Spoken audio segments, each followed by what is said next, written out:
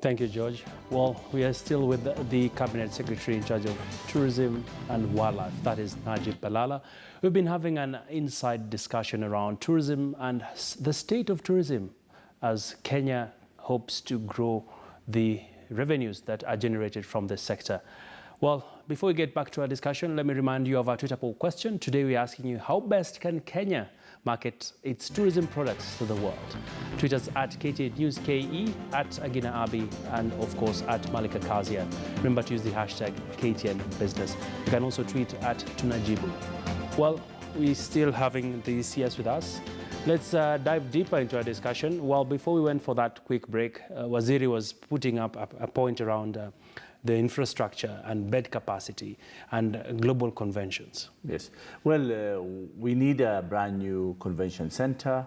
Definitely KICC has done well, but still with competition around us, we need a state-of-the-art convention center with double the capacity or 3 times the capacity. How do you do this, Waziri, with budget cuts? That's major investment, and we want to do PPP. Government should not be in running hotels or convention centers, but through PPPs is possible. Right. So those are models we want to look. It's not easy to get them done, but those are the options we have. But also, we have just, last week we've appointed a new national coordinator for the National Convention Bureau. So the Convention Bureau should be operational by end of this month. We have all the structures ready. We want to attract meetings and business events here in Kenya, either being from the health sector, agricultural sector, sports sector. So we are involving all these economic sectors to come and tell us what do they want to do to attract people. So we will help them in bidding, and then we will do the conventions themselves. Interesting. Speaking about attracting people, Waziri, Kenya did launch a direct flight to the United States, and so far, how is the uptake? Well, definitely. It is positive to have direct flights to the United States. Does it attract the leisure market? Probably not. Because point A to point B direct is slightly expensive in terms of airfares.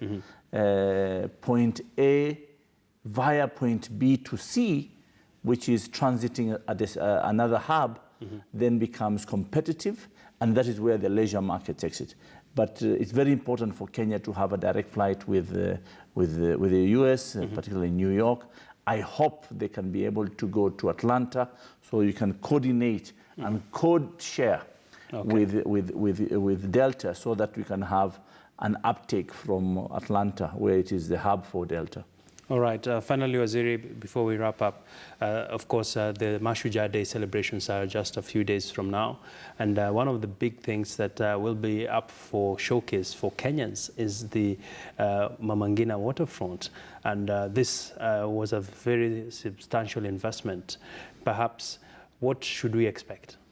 Well, first of all, Mombasa is privileged to host first time a national event like the Heroes Day. So we, the Mombasa residents, we, the people from Mombasa, welcome the rest of Kenya to come to Mombasa. Mashujaa is a Heroes Day, and this is the time we reflect to understand who is your hero. Today, my hero is Eliud Kipchoge, for him breaking the record of 1.5940. So that's my hero. But every day you have different heroes. My mother is a hero, our parents, our children are heroes. But we are privileged, Mombasa, to host. But also, coincidentally, also government invested on the regeneration of the lighthouse, which originally called the Lighthouse, which is on Mamangina Drive. Now we have renamed it to be Mamangina Waterfront. We want to have waterfronts like any other tourism destinations. And Cape Town is a classic example of waterfronts. In the Middle East, waterfronts are a norm in everyday's life. In Florida, the same thing. So today here, we've decided to invest. It's costing us 433 million Kenya shillings.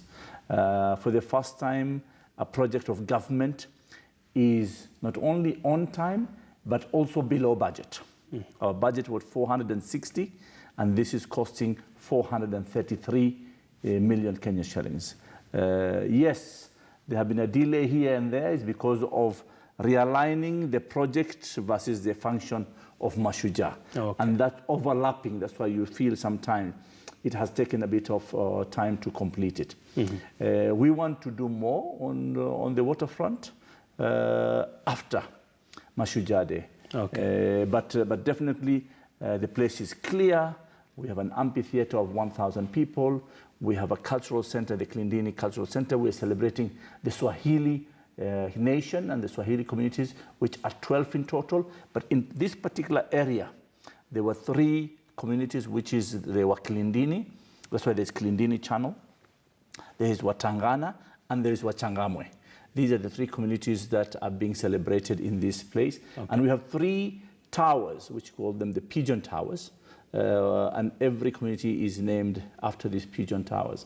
So this is symbolic. And a waterfront with palm trees, with facilities. At the moment, we're going to license the traditional Madafu, Muhogo, Mahindi. But then eventually, the board that we have appointed will have sites for recreational, for food, for restaurants, for entertainment. So these are the areas that we are going to expand after Mashujaa Day. Quite an investment, was it? Thank you very much. I look forward to visiting it and experiencing it. Karibu, Mashujaa Day. Okay.